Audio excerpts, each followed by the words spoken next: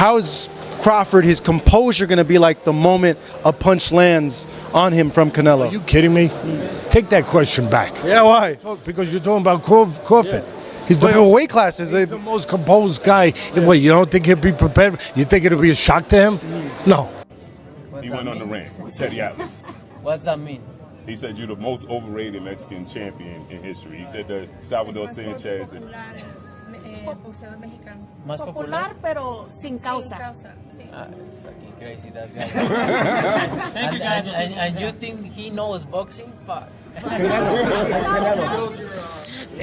In a recent episode of the Fight podcast, renowned boxing trainer and analyst Teddy Atlas provided his insights into the highly anticipated showdown between Saul and Canelo and Alvarez and Terence Crawford. Atlas, known for his sharp analysis and deep understanding of boxing, broke down the potential clash, focusing on the unique challenges and advantages each fighter brings to the table. With both fighters being elite in their respective divisions, Atlas's breakdown offers an intriguing perspective on what could be one of the biggest boxing events of the year. You know, then we'll be more ready, but we're not. At the end of the day, the way that I made a decision based on whether or not I think I was right was that I had privately talked to the fighter, and again, he was a real fighter. He had the spirit of a fighter, the behavior of a fighter. He wasn't going to tell anyone no. He wasn't going to, because in their mind, it's cowardly. In their mind, you're not being a fighter. You're breaking the code if you say you're not ready. So they shouldn't have to be the one. I don't think they should have to be the one to say. Just like if it's a tough fight and the guy's getting beat up. The highly anticipated fight between Saul and Canelo and Alvarez and Terence Crawford is generating immense excitement among boxing fans. Set for late 2025, potentially around Mexican Independence Day in September, the super fight will take place at Allegiant Stadium in Las Vegas. This clash of 2-pound, 4-pound greats is expected to be a thrilling spectacle, with Canelo dominating at super middleweight and Crawford aiming to make his mark in a third weight class. In the May, I've read somewhere that Canelo has shortlisted Crawford for the May fight, his fight in May. Dan, what's happening? Yeah, listen, I think it's just a fluid situation. I don't think there's anything definitive one way or the other at this point. I mean, it's not a secret that that's a fight that's been discussed by a lot of us and by a lot of people in the sport for quite a while. Certainly, it's a fight that Turki Al-Sheikh from Saudi Arabia has shown a lot of interest in. And of course, if it's going to get made, someone's going to have to put up a lot of guaranteed money. And he's probably the person that's going to do it. He's obviously been working closely with Terence Crawford. He was involved with Terence Crawford's last fight that took place in August when he fought Israil Madrimov. It's obviously a fight that Terence Crawford has been very vocal about wanting. Now, Canelo hasn't ever said he wanted the fight, kind of downplayed it to a certain degree.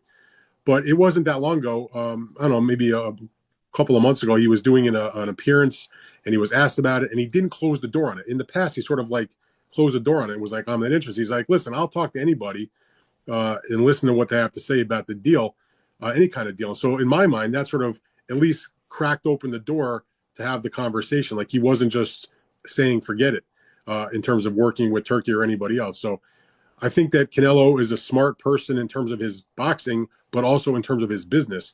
And when he looks around at the landscape and he wants to make a huge amount of money, like all top fighters or any fighter for that matter, and he looks and sees who can I fight where I can make the biggest score, you know, in a big time fight. One of the key points Atlas highlights is the weight disparity between Canelo and Crawford. Canelo has been competing at higher weight classes, primarily at 168 pounds in the super middleweight division, while Crawford has historically fought in lower weight divisions, with his most recent bouts at 154 pounds. Atlas is unsure whether Crawford can handle the leap to 168 pounds, a significant jump. He questions whether Crawford, who has fought at 154 pounds, can effectively withstand Canelo and .039's power and size at 168 pounds. Other experts, including Joe Rogan, have voiced similar concerns. No, I'm saying at once. Right. I'm saying I started at 135. I'm just saying, like, say if Canelo was the champion at 147 to go up 168. Right in one jump. Yeah, in one jump. It's a big jump too. 21 pounds. It's a lot of weight. It's a lot of weight. Pauli Malignaggi has also expressed concerns about Terence Crawford and #039's size, suggesting that Crawford may be too small to effectively compete against Canelo.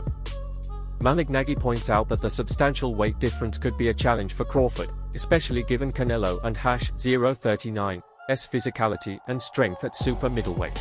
I think Crawford could beat Canelo Alvarez. I think he's too small. But then again, I thought he was too small for Spence. So well, shows what I know.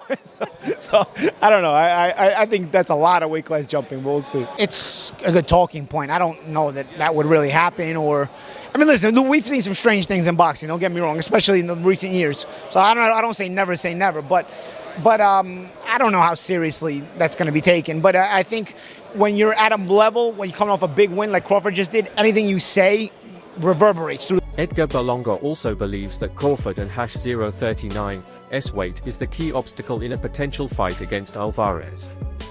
While acknowledging Crawford and #039's exceptional skill and intelligence, Berlanga stresses that Canelo and #039's considerable size advantage at super middleweight could play a crucial role in the outcome.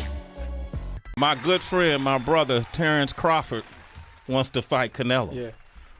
Just from your expert opinion, knowing how Canelo fights, what he's like in the ring, I know you haven't been in the ring with Terence, but what do you think of that fight? I truly believe, that, anything can happen in boxing, you know what I'm saying? And Terence Crawford is a legend. He's great. He's a great fighter.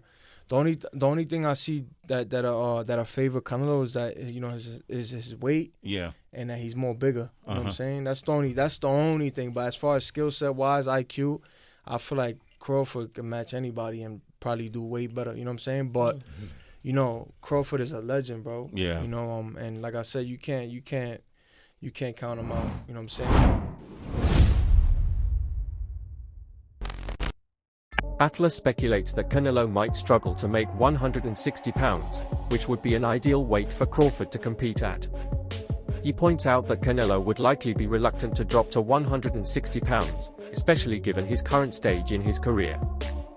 Terence Crawford, I see he wants to fight. He's made it clear. Do fights like that help your legacy, or do you feel like that's something that's not worth it to you? Everything in my career, every fight make my legacy different and better. No, Terence Crawford is a great fighter. He's a good fighter, but like I say, he's weight classes for a reason. I'm focused 100% on berlanga, and you never know what happened. Yeah. Next. Yeah.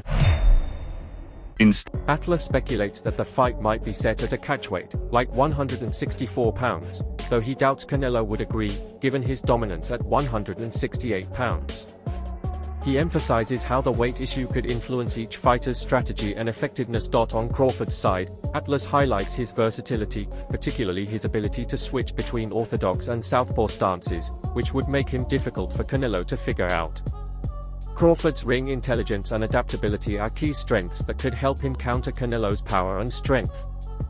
However, Atlas doesn't and #039 underestimate Canelo and #039's power, especially his right hand, which Crawford would need to avoid while using his own skills to control the pace of the fight. In comparing Crawford to Manny Pacquiao, Atlas praises Crawford and #039's speed, footwork, and ability to close distance, which are reminiscent of Pacquiao and #039's prime. Atlas views Crawford as a modern version of Pacquiao, combining technical skill with an aggressive fighting style, making him a tricky opponent for Canelo. I think he wins with everybody, and I agree with the two champions. I think he wins right now with the guys that are there. He carries his power well. He's moved up 3 weight classes. This will be the 4th weight class. He's carried his power with him. Punches are born, they're not made. You have power, you carry what? Pacquiao, we forget about a guy like that. He used to be a jockey riding horses, and the next thing you know, he goes bantamweight, he goes lightweight, he goes welterweight, he goes junior. I mean, he just kept going up. And what did he do? He carried his power, and he carried his speed, obviously, as the smaller man. Crawford carries his speed, he carries his power, and the most important thing is what's inside of Crawford. He's a special guy. He doesn't believe you can beat him. It's hard to beat a guy who doesn't believe you can beat him. Teddy Atlas adds that Crawford's adaptability and strategy are key factors that make him a unique and unpredictable opponent. He praises Crawford's ring IQ, footwork, and his ability to seamlessly switch between orthodox and southpaw stances, which would challenge even a seasoned champion like Canelo Alvarez. Crawford's mental toughness and tenacity further solidify his standing as a formidable fighter. Atlas also notes the toll years of high-level competition can take on a fighter, especially someone like Canelo, who has been in many brutal bouts. While Canelo's record is impressive, Atlas highlights the potential for wear and tear over time, which could affect Canelo's performance. This could be a critical factor in the fight, as Crawford might exploit any signs of decline in Canelo's game. And you believe he'll even beat Crawford, right? I think you've said that before. Yeah, I mean, listen, it'd be very interesting. It'd be very interesting. I love Crawford. It'd be very interesting.